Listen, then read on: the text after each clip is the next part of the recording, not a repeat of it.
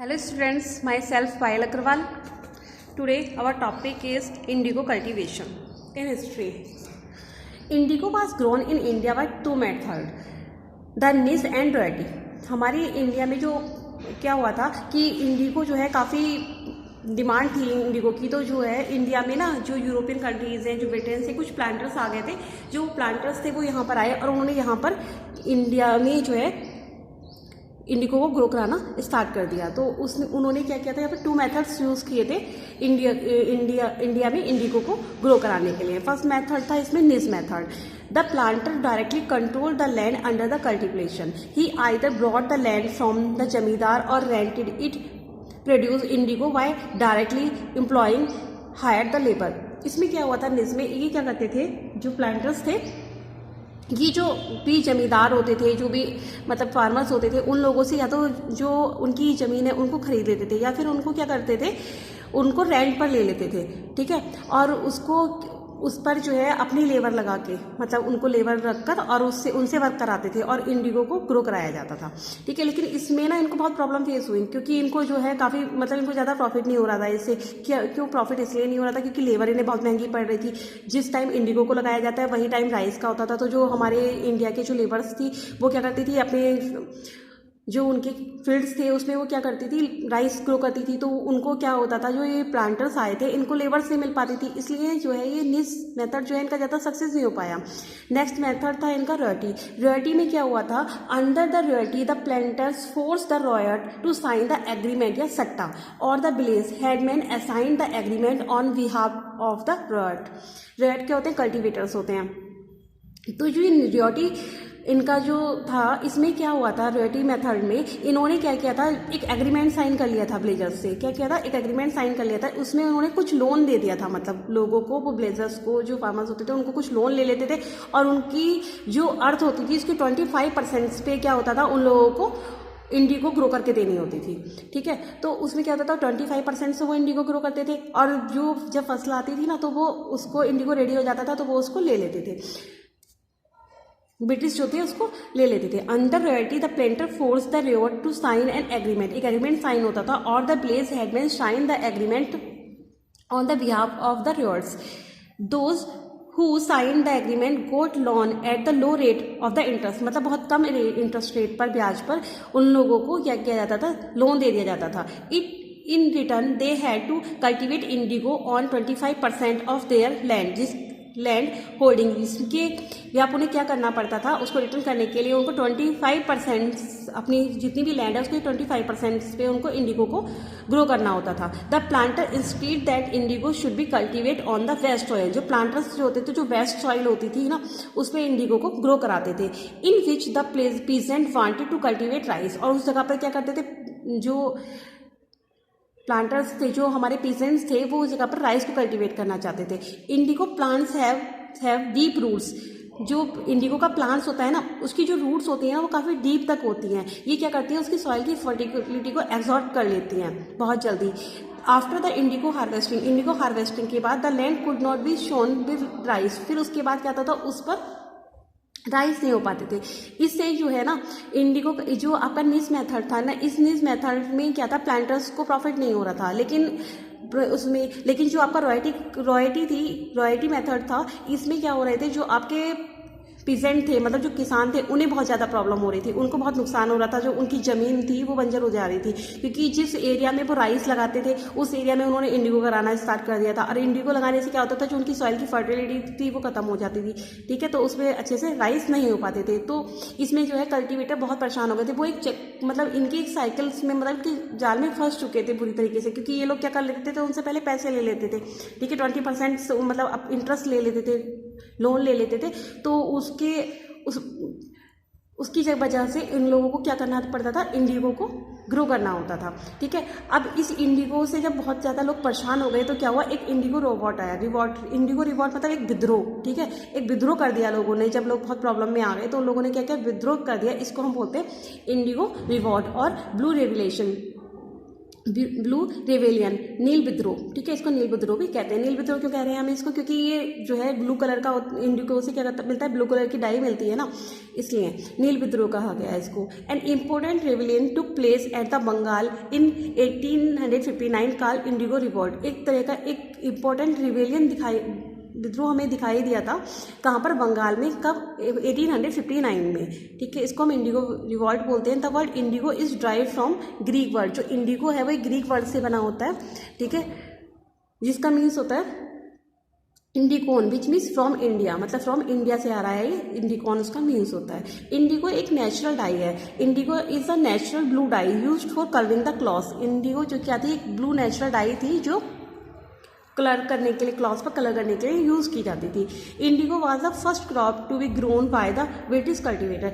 Indigo एक पहली ऐसी क्रॉप थी जो जिसे ब्रिटिश कल्टिवेटर यहाँ आए थे, उन लोगों ने इसे ग्रो कराया था। Thousand of the peasant refuse to grow the indigo any more because cultivation of indigo makes the land baron.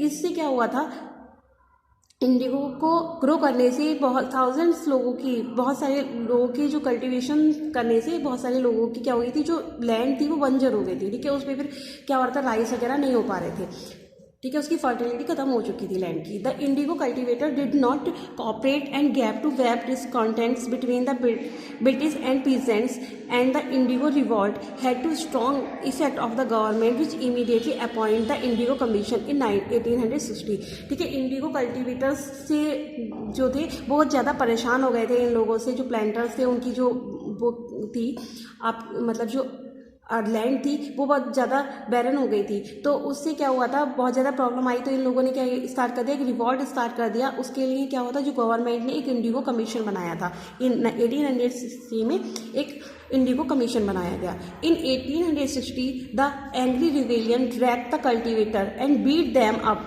And this indigo revolt had to strong effort. 1860 में क्या हुआ, जो एंग्री रिवेलियन थे, विद्रोही थे, उन्होंने क्या किया, मतलब उन जो भी प्लांटर्स थे उन्होंने उनको इंडिगो जो है ग्रो करने से उन्होंने साफ मना कर दिया कि हम अपनी जो लैंड है ना उस पर इंडिगो नहीं लगाएंगे, ठीक है, और ग्रो नहीं करेंगे। और उन्होंने जो भी उनका जो पहले का जो लोन वगैरह उन लोगों ने दे रखा था वो भी देने के लिए मना कर दिया था, ठीक है, और उन्होंने जो है सभी लोगों ने एक साथ मिलकर एक रिवॉल्ट कर दिया था। On the same day 3000 rebellion went on a march and the police could not take any action। और 3000 रिवेलियन ने क्या किया था, एक मार्च निकाला और जो पुलिस थी वो भी उनका कुछ नहीं कर पाई, कोई एक्शन नहीं ले पाई उसमें। Later on 20 March they attack the factory with spear and sword. मतलब 20 मार्च को क्या हुआ, जब इन प्लांटर से ये लोग बहुत परेशान हो गए थे, तब इन लोगों ने जो फैक्ट्रीज थी अपने मतलब स्पेयर एंड स्वॉर्ड मतलब कुल्हाड़ी वगैरह ले लेके और उस पर फैक्ट्री पर अटैक कर दिया। They also attack the Loknathpur and Charupur factories. इन्होंने लोकनाथपुर और चारूपुर फैक्ट्रीज जो थी वहाँ पर भी अटैक कर दिया था। फैक्ट्रीज पर मतलब लोगों ने अपने हथियार लिए और फैक्ट्री पर मतलब अटैक कर दिया था। Even women two parts in the revolt. और इसमें क्या हुआ था, जो वुमेन्स थी ना, वुमेन्स औरतें थी, उन्होंने भी इसमें काफ़ी बढ़ चढ़कर हिस्सा लिया था, ठीक है, क्योंकि सभी लोग जो थे बहुत ज़्यादा परेशान हो चुके थे इन लोगों से, प्लांटर से। ये लोग उन्हें मतलब अपनी जान में फंसा चुके थे। इन्होंने जो ये रॉयल्टी मेथड स्टार्ट किया था ना, इससे ये लोग बहुत ज़्यादा प्रॉब्लम में आ गए थे, ठीक है। इनकी सारी ज़मीन जो थी सब खराब हो चुकी थी। कल्टिवेट मतलब राइस वगैरह का जो जिस चीज़ की इनको नीड होती थी ना, उसका कल्टिवेशन ये लोग नहीं कर पा रहे थे। The rebellion receive a lot of publicity through the learned people of Calcutta who spoke and wrote about the miserable plights of the peasants and the tyranny of the planters। तो ये जब ये रिवेलियंस जो थे, ये जो इसकी जो ये रिवॉल्ट हुआ था, इसकी काफ़ी पब्लिसिटी हुई, ठीक है। लोगों ने मतलब काफ़ी इसके बारे में पढ़ा। जब लोगों को पता चला कि मतलब वहाँ पे इस तरीके से विद्रोह हो गया है बंगाल में, तो जो स्पोकर्स थे और जो राइटर्स होते थे ना, वो सब वहाँ पर आ गए और उन्होंने जो है सब चीज़ों को देखा और उन्होंने प्लांटर्स वगैरह ने जो भी उनके साथ किया था, मतलब जो प्रॉब्लम्स उनको फेस करनी पड़ी थी हमारे पीसेंट्स को, उन सब के बारे में उन्होंने राइट करना स्टार्ट कर दिया था। The government actually brought in the military to protect the planter. तो जो वहाँ की गवर्नमेंट थी, ब्रिटिश गवर्नमेंट थी, उसने वहाँ पर अपनी मिलिट्री, अपनी आर्मी भी भेजी। वो उन्होंने जो आर्मी भेजी थी वो हमारे प्रेजेंट के लिए नहीं भेजी थी, जो उनके प्लांटर आए थे ना ब्रिटिश से, उनको कोई प्रॉब्लम ना हो ना, इसीलिए उन्होंने क्या किया था, एक आर्मी भेजी थी अपनी।